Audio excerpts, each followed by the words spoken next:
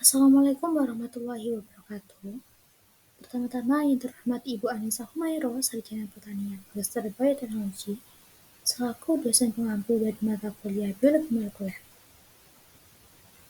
Perkenalkan, nama saya Mufatunisa dengan NIM 2311201014 dari program studi Bioteknologi Universitas Aisyah, Yogyakarta.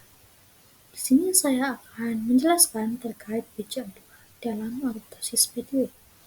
Baik, sebelum mengenal lebih dalam tentang apoptosis, di sini ada definisi dari apoptosis, yakni apoptosis merupakan kematian sel terprogram yang biasanya kejadian normal di mana serangkaian peristiwa yang terkoordinasi menyebabkan kematian sel. Kematian karena apoptosis ini merupakan proses yang rapi dan teratur. Adapun apoptosis sendiri itu terdapat di foto yang ada di samping ini, di mana yang ditandai dengan penyusutan volume sel dan nukleusnya secara keseluruhan, hilangnya daya rekat terhadap sel-sel tetangga, pembentukan gelembung-gelembung permukaan sel, dan kromatin menjadi fragmen kecil, serta adanya penelanan atau fagositosis.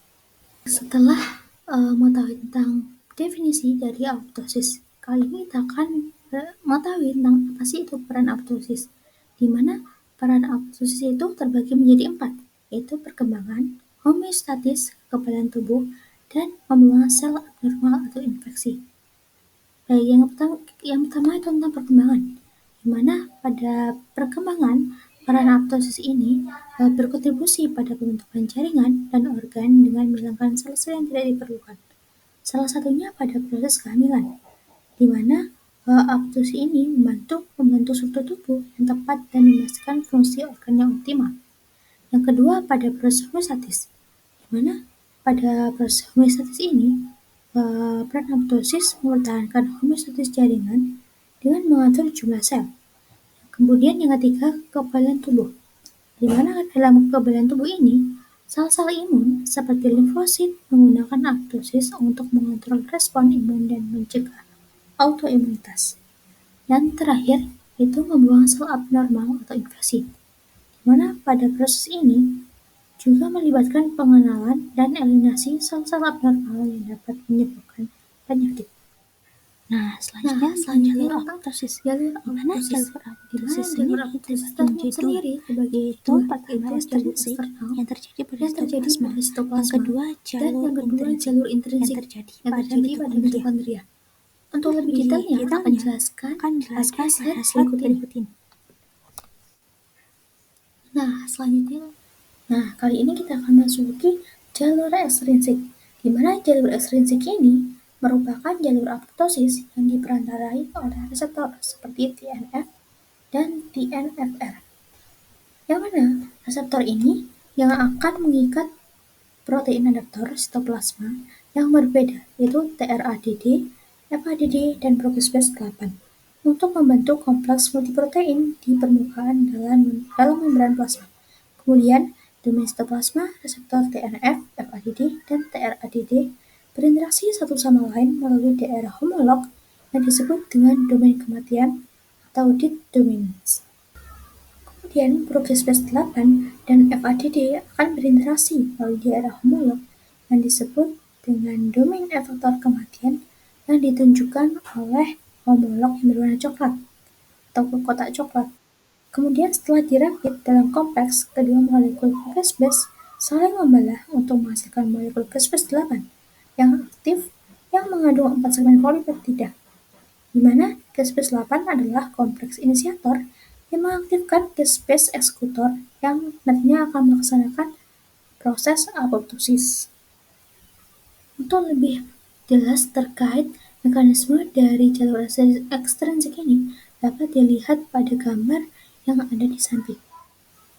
Sebelum memasuki jalur intrinsik, di sini saya mengambil protein BCL, di mana protein BCL2 ini nantinya akan berperan penting dalam proses jalur intrinsik.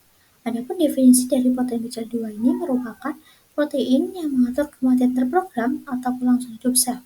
BCL2 ini termasuk dalam keluarga protein yang terdiri dari proapoptosis seperti Bax and Bag dan anti-apoptosis seperti BCL2 dan BCL-XL. Adapun BCL sendiri terbagi menjadi 3 kelompok, Yang pertama, anti-apoptosis. Itu terdiri dari BCL2, BCL-XL, BCL-W, MCL1, BCL-B, dan A1. Di mana BCL2 dan BCL-XL ini merupakan protein anti-apoptosis yang mencegah pelepasan sitokin C yang nantinya akan bergabung dengan APOP1, yaitu apoptosis protease activating factor 1, dan blokase PES9 untuk menghasilkan apoptosom. Yang kedua, ada proapoptosis, di mana proapoptosis ini terdiri dari PEX and BAC. Kemudian yang terakhir, proapoptosis pH3 yang meliputi dari PET, PIT, PIT HRK, BIM BMF, NOXA, dan PUMA, di mana protein pH3 ini berfungsi sebagai penjaga kematian dan mengirimkan sinyal untuk mendorong apoptosis ke protein inti keluarga BCL2.